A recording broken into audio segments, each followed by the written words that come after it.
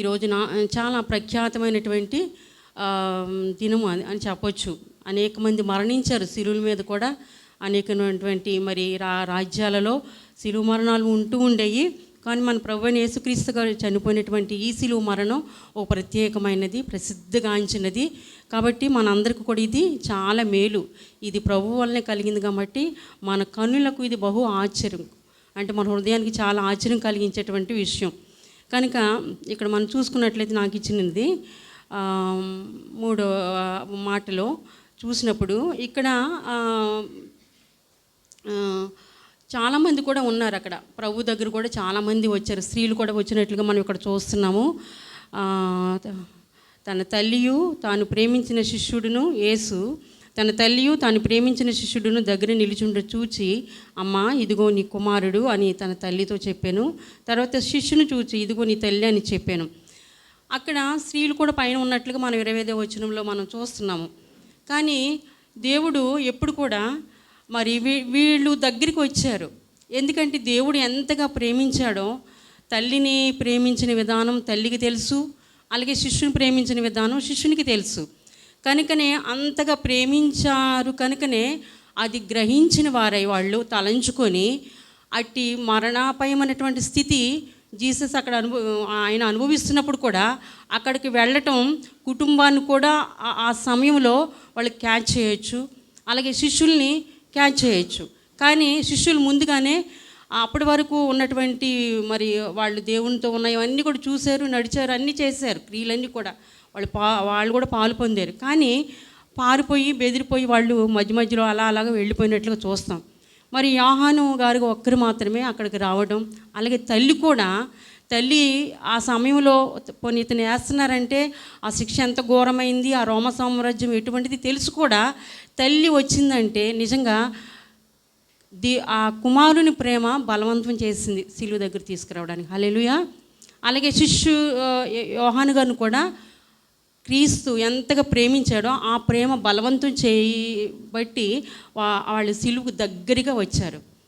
మనకు కూడా ఈ మాటను బట్టి నాకు అర్థమైంది ఏంటంటే, క్రీస్తు ప్రేమ మనలో అది మనం గ్రహిస్తే కనుక ఆయన మరణము, ఆయన ఎందుకు వచ్చారు ఈ లోకం మీదకి, అవన్నీ మనం కూడా గ్రహిస్తే మనం శిలువకి మనం కూడా వారి వల్లనే అతి సమీపంగా మరణానికి భయపడము. ఈయన బహుధైర్యం కలిగి ఆయన వచ్చారు. ప్రభు కూడా ఆయన గురించి చెప్పిన మాటలు చూస్తే ఆయన ఎటువంటి వాడు యోహాను అంటే రొమ్మున ఆనుకున్నటువంటి శిష్యుడు, అలాగే యేసు ప్రేమించిన శిష్యుడు. అందరూ ఉన్నారు. ఆయనకి ఆ బిరుదులు ఏమీ ఇవ్వలేదు, ప్రభు గారు మాత్రమే ఆయనకి ఆ బిరుదులు ఇవ్వటం కూడా అది చాలా గణనీయంగా ఉంటుంది. ఎందుకనంటే రొమ్మున ఆనుకోవడం అంటే కరెక్ట్గా ఆనుకోవడం కాదు, కానీ అతని హృదయాంతరంగంలో ఉన్నటువంటి దేవుని యొక్క ఆలోచన, ఆయన ప్రణాళికలు, ఆయన ఉద్దేశములను, ఆ మర్మాలను కూడా ఉన్నప్పుడు చాలా కామ్ గోయింగ్గా ఉంటూనే అవన్నీ తత్తరపడే మనిషి కాదు, చాలా తీక్షణంగా గ్రహించి వాటిని అతను గ్రహించడం బట్టినే ఆయన మరణానికి కూడా భయపడలేదు. ఆ టైంలో మరి శిష్యుని కూడా పట్టేసుకుంటారు, కానీ ఆయన ఏమాత్రం కూడా మరణానికి భయపడలేదు. కాబట్టి సిలువకు అక్కడికి వాళ్ళు వచ్చారు, దగ్గరగా నిలిచుండుట చూచి మనమైతే ఆ సమయంలో మనం దగ్గరగా ఉండము. తల్లి కూడా ఎందుకనంటే సిమోయోను మరి మనం చూసినట్లయితే లోకసువార్త 2:35లో, మరియు నీ హృదయంలోనికి ఒక ఖడ్గము దూసుకొని పోవునని ఆయన తల్లి అయిన మరియతో చెప్పాను. నిజంగా తల్లి అక్కడికి వచ్చినటువంటి స్థితి చాలా నిస్సహమైన స్థితిలో ఉంది, ఒంటరితనం ఉంది చూశాడు ఆయన. ఆమెకి మరి సహోదరులు ఉన్నారు, యేసుప్రభు గారికి సహోదరులు ఉన్నారు, అలాగే వాళ్ళ బంధువులందరూ ఉన్నారు. కానీ అక్కడ తల్లి చూడండి, దేవుడు ఒక మాట అంటాడు, మరి భూమి అందంతటా ఆయన కనుదృష్టి సంచారం చేస్తుంది, కానీ యథార్థవంతుల మీదనే ఉంటుంది.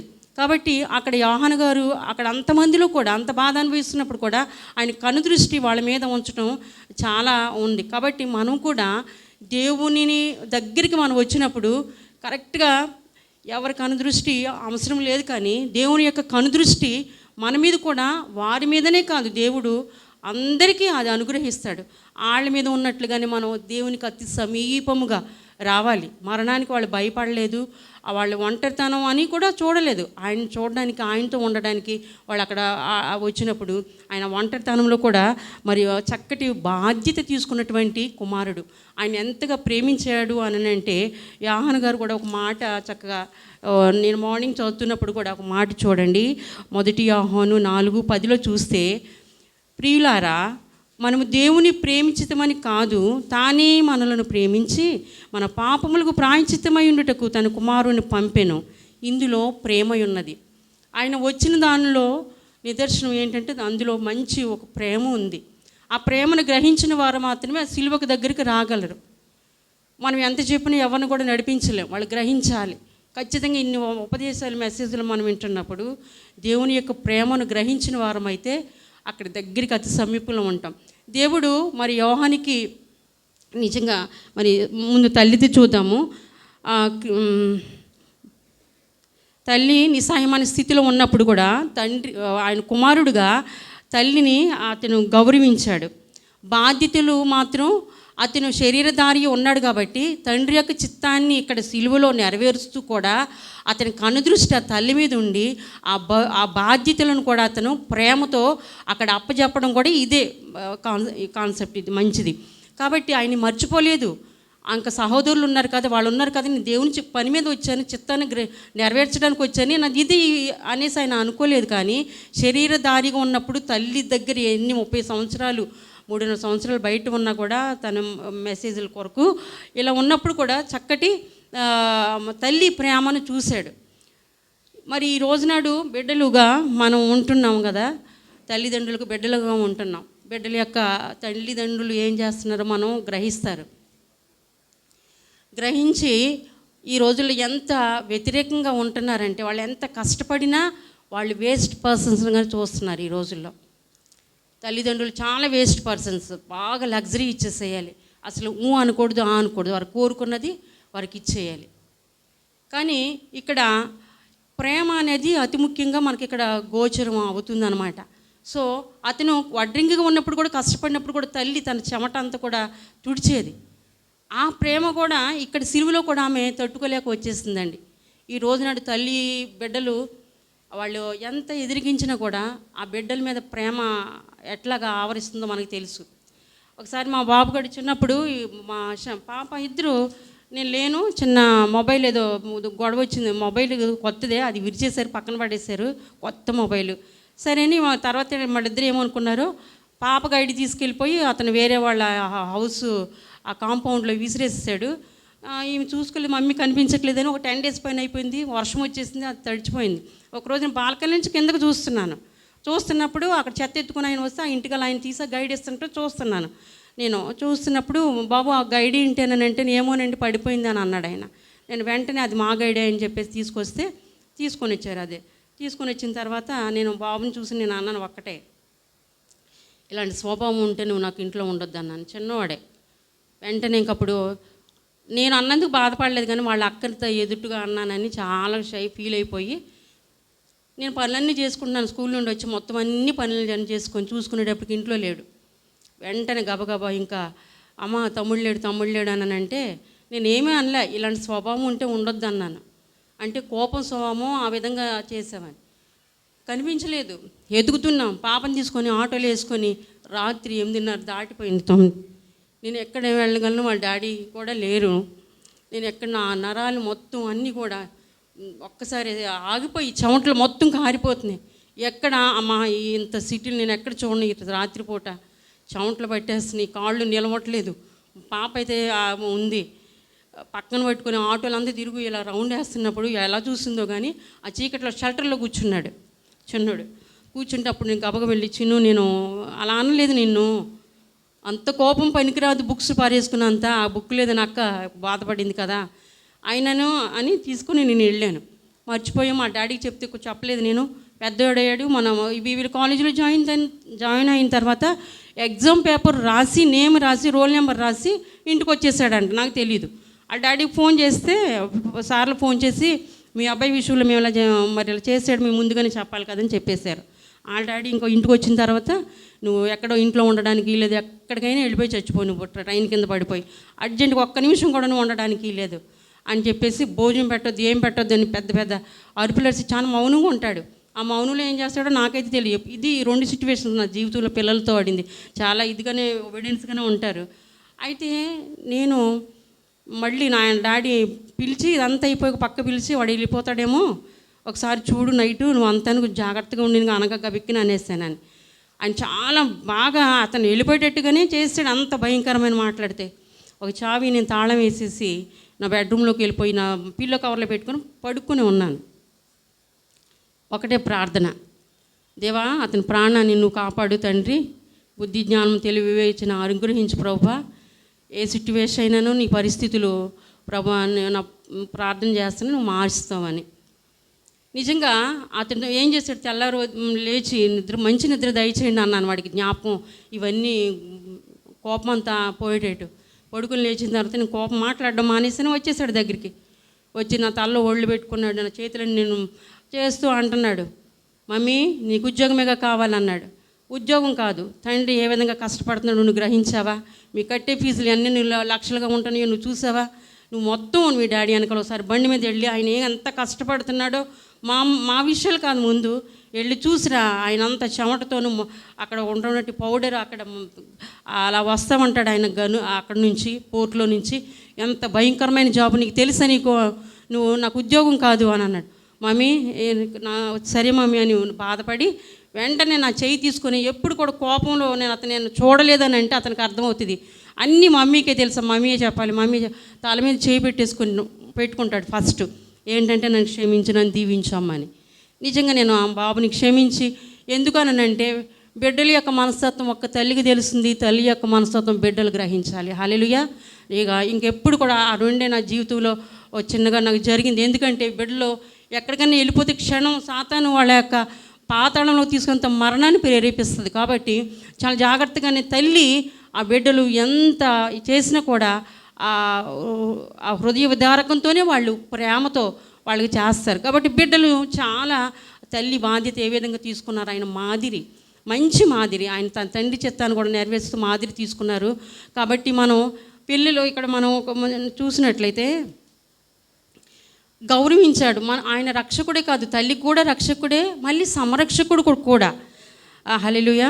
మరి ఆయన ధర్మశాస్త్రాన్ని కొట్టివేయడానికి రాలేదు కానీ నెరవేర్చడానికి వచ్చినాడు కనుక నేను సిలువలో ఆయన మాదిరి చూపి అనుగ్రహించాడు.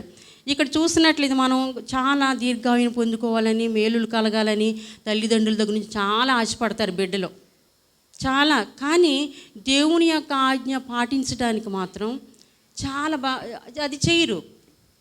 దేవుని ఆజ్ఞ నియమాల్ని మనం పాటించాలి. తల్లికి తండ్రికి ఏ విధంగా వారి ఉపదేశాన్ని వినాలి, తల్లిదండ్రులు తల్లి మాట ఎలా మనం లోబడాలి తల్లి అనేసి అది మాత్రం వాళ్ళు చూడరు. చూడండి నిర్గమకాండ 20:12 చూస్తే, నీ దేవుడైన యెహోవా నీకు అనుగ్రహించిన దేశములో నీవు దీర్ఘాయుష్మంతుడగినట్లు నీ తండ్రిని తల్లిని సన్మానింపము. ఎఫెసీయుల పత్రిక 6:1-2-3 పిల్లలారా, ప్రభునందు మీ తల్లిదండ్రులకు విధేయులయుండుడి, ఇది ధర్మమే, నీకు మేలు కలుగునట్లు నీ తండ్రిని తల్లిని సన్మానించము, అప్పుడు నీవు భూమి మీద దీర్ఘాయుష్మంతుడు అగుదువు. తల్లిని తండ్రిని ఏమి సన్మానించుకోకుండా మనం దీర్ఘాయువును అలాగే మనం అవ్వటం మేలులు పొందుకోవడం అది లేదన్నట్లుగానే ఉంది. కాబట్టి ఇది వాగ్దానంతో కూడింది, 10 ఆజ్ఞలలో కూడా ఉంటుంది. కానీ ఈ దినాన పిల్లలు ఎలా ఉన్నారంటే అవిధేయులు.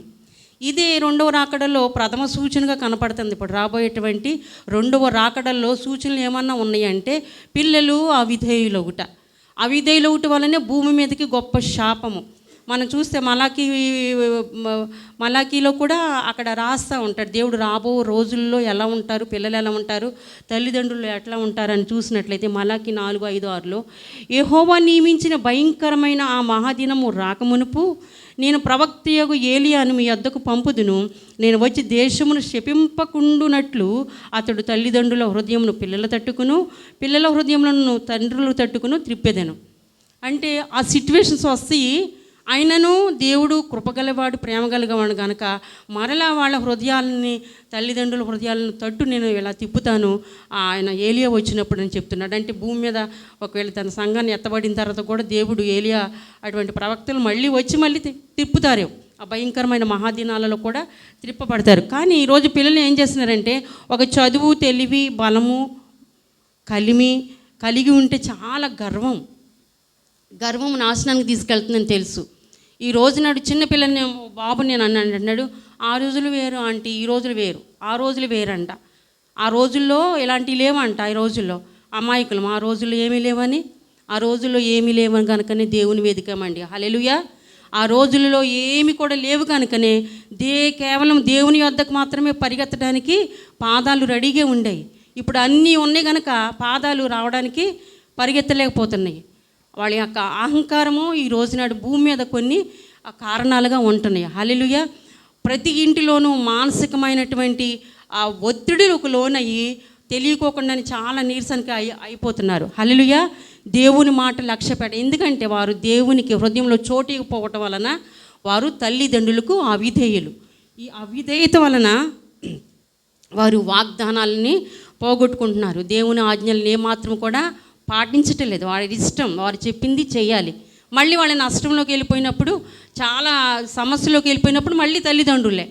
అంటే తల్లిదండ్రులు నిత్యము ఇలాగా వ్యాధులు ఉంటాయి, వాళ్ళకి బాధలు, ఈ బాధలు, వాళ్ళ బాధలు, వీళ్ళ బాధలు అన్నీ వాళ్ళు కుమ్మరించుకున్నట్లుగా జీవించాలా? దేవుడు జ్ఞానం ఇస్తున్నాడు కదా. ఒక ఎగ్జామ్ రాయడానికి బుక్లన్నీ కూడా మనం చదివి ఎగ్జామ్ రాస్తామే. ఈ బైబిల్ కూడా చదివితే మనకి దేవుడు జ్ఞానాన్ని పెంపొందిస్తాడు. మా తల్లిదండ్రులు 10 years అరుణాంటి గారికి తెలుసు, నా గోల్డ్, నా పొలం పట్టాలు, నెక్స్ట్ నా పంట అసలు ఇవ్వలేదు. ఇన్ని సంవత్సరాలు పండిన పంట 2 times నాకు తెలిసి 3 times లేదా 4 times ఒక 10-12 years ఇచ్చారు. నా తల్లిదండ్రులు తమ్ముడు నష్టమని మొత్తం ఇవ్వడం మానేశారు. 10 years గోల్డ్, 10 years బ్రతుములాడుతూ మా నాన్నగారు వడ్డీ కడుతూ వాటిని అక్కడే ఉంచారు. మరి అలాంటి తల్లిదండ్రులు నేను ఇష్టపడాలా, ప్రేమించాలా? నాకు చాలా టార్చర్ ఉంది. అవన్నీ మా హస్బెండ్ గారికి నేను లెక్కప్పు చెప్పాలి. నా గోల్డ్ విషయంలో, నా పొలం పట్టాలు కూడా వాళ్ళు బ్యాంకులు పెట్టేసుకున్నారు. 10 years దాటాకి ఇచ్చారు. మరి తల్లిదండ్రులు వాళ్ళు నేను ఎలా చూడాలి? అయినా కూడా నా కష్టం మీద నేను చాలా అర్ధరాత్రిలో కూడా సడన్గా మెలకు వచ్చి కూర్చుండిపోయేదాన్ని. ఎందుకని చాలా ఒక రకమైనటువంటి భయం. నేను ఎలా చెప్పాలి? ఏమి పంట పొలాలు కూడా ఇవ్వట్లేదు, ఎందుకు అడగట్లేదని పిల్లలు గోల. మా బాబు అడిగేవాడు కదా, మా పాప ఆడపిల్ల కాబట్టి, మమ్మీ నువ్వు అలా ఊరుకుంటే అవన్నీ మనం కొనుక్కోవచ్చు కదా అని. నేను ఒకటే అన్నాను, వాళ్ళ ప్రాణం నాకు చాలా ముఖ్యము కాబట్టి నేను అడగను. మొన్న కూడా నేను ఫోన్ చేసినప్పుడు కూడా స్కూల్లో అంటున్నాను, అమ్మ మేము ఇలా మొన్న మీరు ఏమన్నా నాకు ఒక్క సేరు బియ్యం కానీ సేరు పెసలు కానీ మీరు పండిని నాకు ఇచ్చారా అన్నాను. మరి ఏం చేస్తామో మా తమ్ముడు పరిస్థితి. ఇప్పుడు నేను వాళ్ళని ఎంత కక్షగా చూడాలి? వాళ్ళ ఇంటికి అడుగు కూడా వేయకూడదు కదా. ఏమీ ఇవ్వలేదు. 10 years తర్వాత నాన్నగారు దానికి వడ్డీలు కట్టుకుంటూ 1,20,000 కట్టి ఒక చైన్ మాత్రమే తీశారు. నేను ఎందుకు చెప్తున్నానంటే, అప్పుడు ఉన్నటువంటి పరిస్థితుల్లో ప్రేమించిన నేను వాళ్ళ ప్రేమను నేను చూశాను. నేను 5 పిల్లలలో కూలి పని చేస్తున్నటువంటి కష్టాలు నేను చూసా. కాబట్టి వాళ్ళని మాట అనడానికి నేను ఒకటే నా పిల్లలతో చెప్పా, అది వాళ్ళు సంవత్సరం నాకు ధాన్యం అయిపోయినా పర్వాలేదు, కానీ దాని పొలం రేటు పెరుగుతుంది, అది మీరు అనుభవిస్తారు, మీరు కామ్గా ఉండండి, దాని లక్షలు పెరుగుతాయి, దానికి పెరిగినాయి. అయితే నేను అన్నాను, మీరు దాని గురించి విచారణ చేయొద్దు, ఆలోచించొద్దు, నాకు మాత్రమే చెప్పొద్దు. దేవుడు దయగలవాడు. హల్లెలూయా. దయ చూపించేవారు ఎడల ఆయన కూడా దయ చూపిస్తాడు. కాబట్టి ఆ కక్ష అంటే నా తల్లిదండ్రులకి మనం విధేయులం అయిపోవాలి. వాళ్ళు మంచి చేస్తేనే తల్లిదండ్రులుగాను, మంచి ఇవ్వకపోతే వారి మీద మనం ఒకరు వ్యతిరేకంగా ఉండకూడదండి. అది చాలా ఇది. ఇప్పుడు మనం దీర్ఘాయుష్మంతున్నట్లు మేలు కలగాలంటే ఆ మేలు మరొక విధంగా తీసుకొస్తాడు. హల్లెలూయా. నిజంగా నేను ఈరోజు మనం చెప్తున్నాను, చెప్పకూడని విషయం, ఫ్యామిలీ విషయాలు, కానీ నేను ఓర్చుకున్నానండి. నా బాధలు ఇదొక బాధ. ఒక పక్కన ఒక ఫ్యామిలీలోనంటే ఒక ప్రక్కన ఇదంటే ఓర్చుకున్నాను. ఇప్పుడు కూడా మొన్నటికి కూడా పంటలు ఏం పండిస్తున్నాయి, విపరీతంగానే పండుతున్నాయి, కానీ నష్టంలో ఉన్నారు వాళ్ళు చాలా బాధల్లో ఉన్నారు. నేను దాన్ని అంతా కూడా నేను వదులుకున్నా.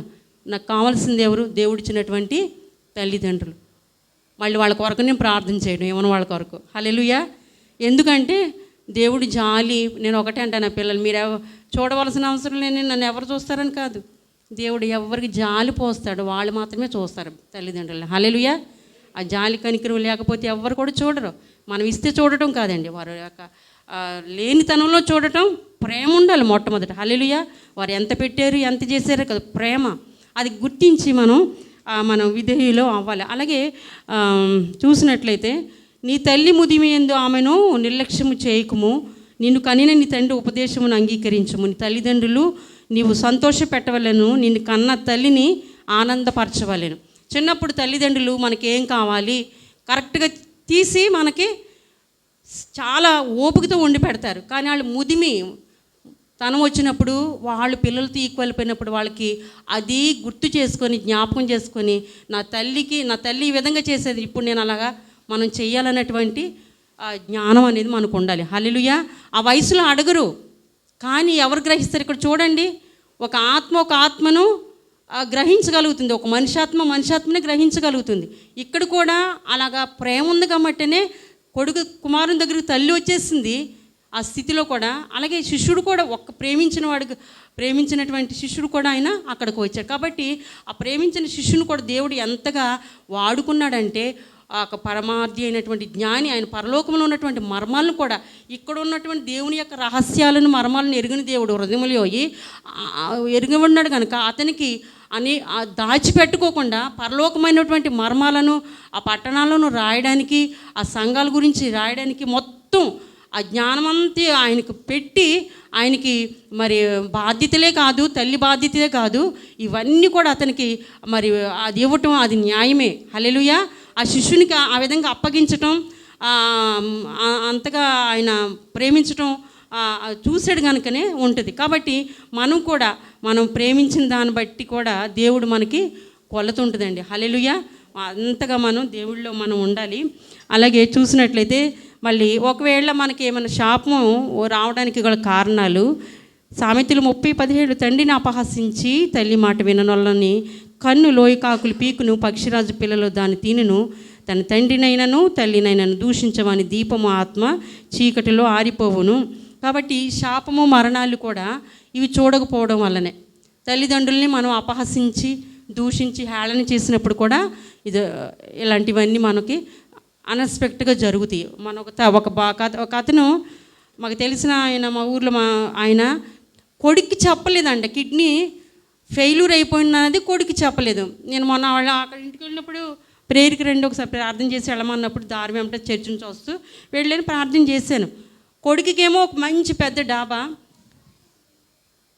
అతనేమో పూరు గుడిసెలో ఉండి ఒక ఇడ్లీ హోటల్ పెట్టుకున్నారు. ఎంత ప్రేమ అండి. హల్లెలూయా. తండ్రి కొడుకు బిడ్డలు అందరూ కూడా మంచి బిల్డింగ్లో ఉన్నారు, వీళ్ళు మాత్రం ఒక చిన్న హోటల్ నడుపుకుంటున్నారు. కానీ కొడుకు మాత్రం ఆ కిడ్నీ ప్రాబ్లం చెప్పలేదంట. అలాగలాగే తనలో బాధపడుతూ చనిపోయాడు. ఎందుకని? పిల్లలు అర్థం చేసుకునే కెపాసిటీలో లేరు. హల్లెలూయా. వాళ్ళకు ఒక నిస్సహాయమైనటువంటి స్థితిలోకి వెళ్ళిపోతున్నారు. ఏదైనా జరుగుతుందంటే మనమే చూడాలని చాలా జాగ్రత్తగా ఉండాలండి. తల్లిదండ్రులు ఎలా కనిపించారో, ఎలా చేశారో ప్రభు మనకు మాదిరి చూపించాడు. ఆయన అంత మరణ స్థితిలో చనిపోయే ముందు కూడా తన యొక్క బాధ్యతలను మరువకుండా జ్ఞాపకం చేసుకుని తల్లిని ఎంత ఆదరించాడో ఆ విధంగా ఆదరిస్తే డెఫినెట్గా మనకి మేలు కలుగుతుందని నేను నమ్ముచున్నానండి. హల్లెలూయా. అలాగే యోహాను గారు కూడా ఇదిగో నీ తల్లి అని చెప్పారు. రాబో కాలంలో పరలోకం నుండి బయలుదేరు. ఇది 2 విధాలుగా ఉంటుంది.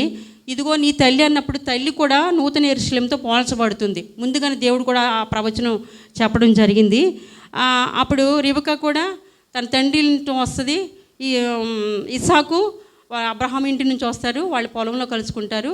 ఇప్పుడు మనం మధ్యాకాశంలో సంఘము ప్రభువైన యేసుక్రీస్తు వారు కలుసుకుంటారు. ఆయన నూతన యెరూషలేముకు తీసుకెళ్తారు.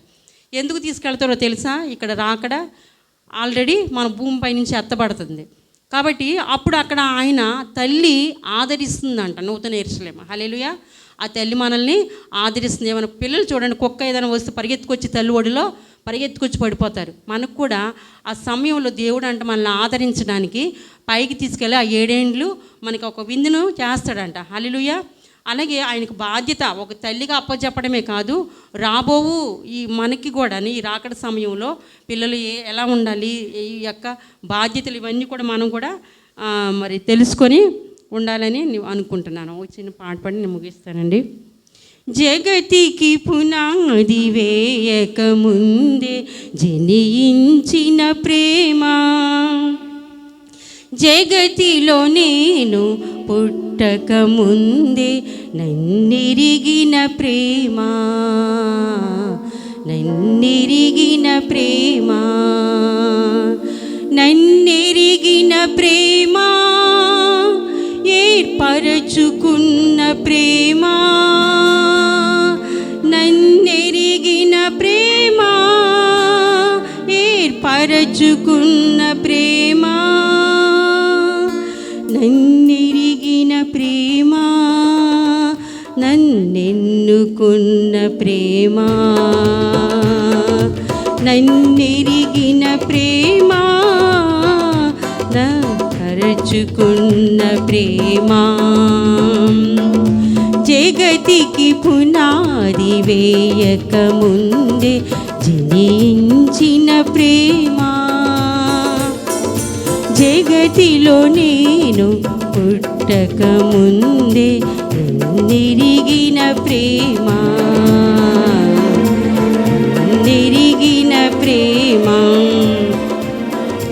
గర్భమున పుట్టినది మొదలు నన్ను భరించిన ప్రేమ, తల్లి వడిలో కూర్చున్నది మొదలు చంకబెట్టిన ప్రేమ, చిరు ప్రాయము నుండి ముసలితనము వరకు, చిరు ప్రాయము నుండి ముసలితనము వరకు ఎత్తుకున్న ప్రేమ, హత్తుకున్న ప్రేమ, ఎత్తుకున్న ప్రేమ, హత్తుకున్న ప్రేమ, ఎత్తుకున్న ప్రేమ, నా యేసు ప్రేమ, ఎత్తుకున్న ప్రేమ, నా యేసు ప్రేమ, జగతికి పునాది వేయక ముందే జనించిన ప్రేమ, జగతిలో నేను పుట్టక ముందే ఎరిగిన ప్రేమ, తక్షణ పాత్రను అందించా రక్తము కాచిన ప్రేమ, ముళ్ళను శిరమున ధరించి మకుటమునిచ్చిన ప్రేమ, రక్షణ పాత్రను అందించా రక్తము కాచిన ప్రేమ, ముళ్ళను శిరమున ధరించి మకుటమునిచ్చిన ప్రేమ, నిరుపేదగా నిలిచి నన్ను ధనవంతుని చేసే, నిరుపేదగా నిలిచి నన్ను ధనవంతుని చేసే, రక్షించిన ప్రేమ, రక్తం చిందించిన ప్రేమ, రక్షించిన ప్రేమ, రక్తం చిందించిన ప్రేమ, రక్షించిన ప్రేమ, రక్తం చిందించిన ప్రేమ, రక్షించిన ప్రేమ, రక్తం చిందించిన ప్రేమ.